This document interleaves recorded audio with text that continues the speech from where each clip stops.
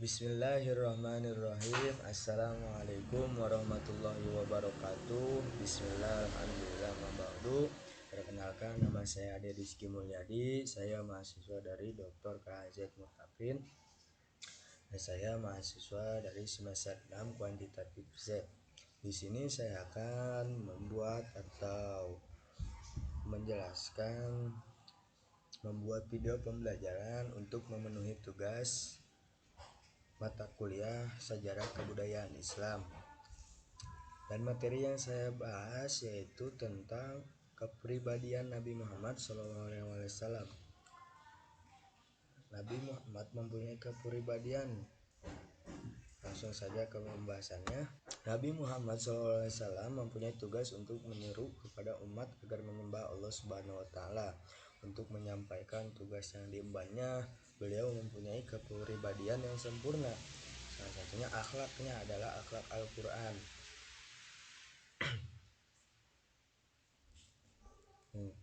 Bagaimana yang kita ketahui bahwa ada innama bu'itsu makarimal akhlak. Sebenarnya Nabi Muhammad diutus untuk menyempurnakan akhlak soleh. Kita dianjurkan untuk meniru akhlaknya Nabi kita, yaitu Nabi Muhammad. Sehingga Nabi Muhammad SAW disebut sebagai rahmat bagi seluruh alam. Beliau terkenal dengan sifat-sifat dan kepribadian yang mulia. Selanjutnya, Nabi Muhammad SAW sebagai rahmat bagi seluruh alam. Nabi Muhammad SAW merupakan salah satu nabi dan rasul yang diutus Allah Subhanahu wa Ta'ala. Kenapa? Karena banyak nabi juga yang lainnya. Nah, itu salah satunya Nabi Muhammad SAW untuk menjadi rahmat bagi semesta alam.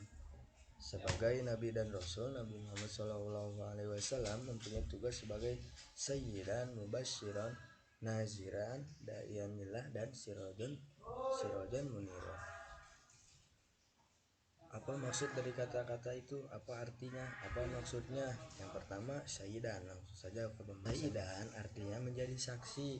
Besok di hari akhir Nabi Muhammad SAW akan menjadi saksi umatnya di hadapan Allah Subhanahu wa Ta'ala.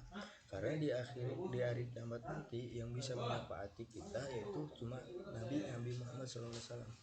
Mubasyiran artinya pemberi kabar gembira. Nabi Muhammad SAW memberi kabar gembira kepada orang yang beriman bahwa mereka kelak akan masuk surga jika menjalankan perintah Allah Subhanahu wa Ta'ala dan Rasulnya. Terus ada naziron, artinya pemberi peringatan. Nabi Muhammad SAW memberi peringatan kepada orang-orang yang tidak beriman kelak akan masuk neraka karena tidak mau menjalankan perintah Allah Subhanahu wa Ta'ala dan Rasulnya. Apabila kita tidak beriman, Nabi Muhammad memperingati bahwa orang yang tidak beriman itu tidak akan masuk surga dan tempatnya itu di neraka. Beda dengan tadi mubasyiron, dia memberi kabar gembira.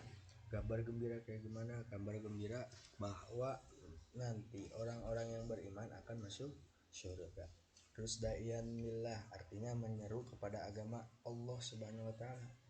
Nabi Muhammad SAW menyeru kepada umatnya untuk memeluk dan menjalankan syariat agama Islam.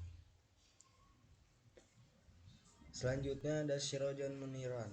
Sirajan muniran artinya cahaya yang menerangi.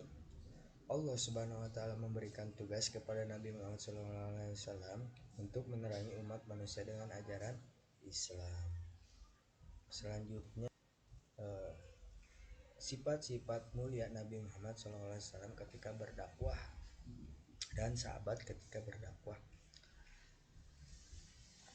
Ada 4 sifat mulia di Nabi, yaitu yang pertama ada sifat sidik, artinya jujur dan benar. Ada kebalikannya dari sifat sidik, yaitu sifat kizib. Yang kedua, sifat mulia yang di Nabi yaitu sifat amanah, yang artinya kepercayaan. Kebalikannya dari sifat amanah, mustahil Nabi, yaitu khianat. Yang ketiga, tablik, mendukung, artinya atau mengandung arti menyampaikan. Tidak mungkin Nabi tidak menyampaikan atau bahasanya menyumputkan ilmu, menyembunyikan ilmu. Itu mustahil, sifat yang mustahil. Yang ketiga ini sifat tablik, yaitu bahwa kanjeng Nabi selalu menyampaikan apa yang dia ketahui kepada umatnya. Sifat patona adalah bijaksana dan cerdas. Kata bijaksana dan cerdas ini lebih dari kata pintar. Bijaksana dan cerdas, lawan sifat patona itu baladah, artinya bodoh atau gelap. Nah itu sifat-sifat mulia di Nabi, yaitu ada 4. Selanjutnya sifat mulia para sahabat ketika berdakwah. Nabi Muhammad SAW memiliki banyak sahabat yang luar biasa. Perjuangan para sahabat dalam ikut berdakwah menegakkan agama Islam tidak ternilai jasanya, sehingga Allah Subhanahu wa taala membahas perjuangan para sahabat dengan jaminan masuk surga. Ada 10 sahabat yang dijamin masuk surga. Hal tersebut termuat dalam hadis berikut, yang artinya dari Abdurrahman bin Auf, dia berkata, Rasulullah SAW bersabda, Abu Bakar di surga. Yang pertama Abu Bakar yang masuk surga, yang kedua Umar, terus yang ketiga Ali, yang keempat Talha di surga, Zubair, Abdurrahman bin Auf, Sa'ad di surga, Sa'id di surga, Abu Ubaidillah bin Jarrah di surga. Nah itu 10 sahabat yang dijamin masuk surga, yang selalu mendampingi dalam dakwanya kanjeng Nabi. 10 sahabat yang disebutkan dalam hadis di atas selalu membela Nabi Muhammad SAW dalam menegakkan agama Islam. Pengorbanan dan perjuangan dalam mengibarkan agama Islam tiada sia-sia, karena Allah Subhanahu wa taala telah menjamin masuk surga.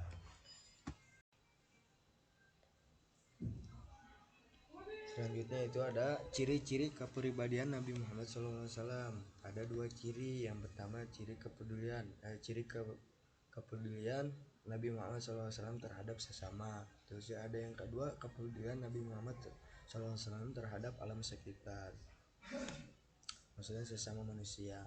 Yang pertama kasih sayang Nabi Muhammad SAW terhadap anak-anak. Yang kedua kasih sayang Nabi Muhammad SAW terhadap anak yatim. Yang ketiga kasih sayang Nabi Muhammad SAW terhadap orang sakit dan janda. Keempat kasih sayang Nabi Muhammad kepada orang yang pernah memusuhinya. Nah, selanjutnya yang kedua itu kepedulian Nabi Muhammad SAW terhadap alam sekitar. Ada menyayangi binatang, bersikap lemah lembut terhadap binatang, larangan bersikap kasar terhadap binatang, menyayangi tumbuh-tumbuhan. Nah, kita harus meniru dari kepedulian atau kepribadian Nabi Muhammad terhadap sesama ataupun terhadap alam sekitar. Salah satunya kepedulian terhadap sesama tadi sudah dijelaskan, ada kasih sayang kepada anak-anak, kasih sayang terhadap anak yatim. Dan pada alam sekitar contohnya gimana? Seperti tidak merusak tumbuhan, tidak merusak alam, menyayangi binatang, bersikap lemah lembut terhadap binatang. Nah, itu patut kita contoh atau kita tiru atau kita terapkan dalam diri. Nah, terima kasih, sekian materi yang saya sampaikan, tidak banyak, segitu yang saya tahu. Kurang lebihnya mohon maaf apabila ada materi yang kurang jelas, saya memohon maaf. Allahumma fiq lakoni torik. Wassalamualaikum warahmatullahi wabarakatuh.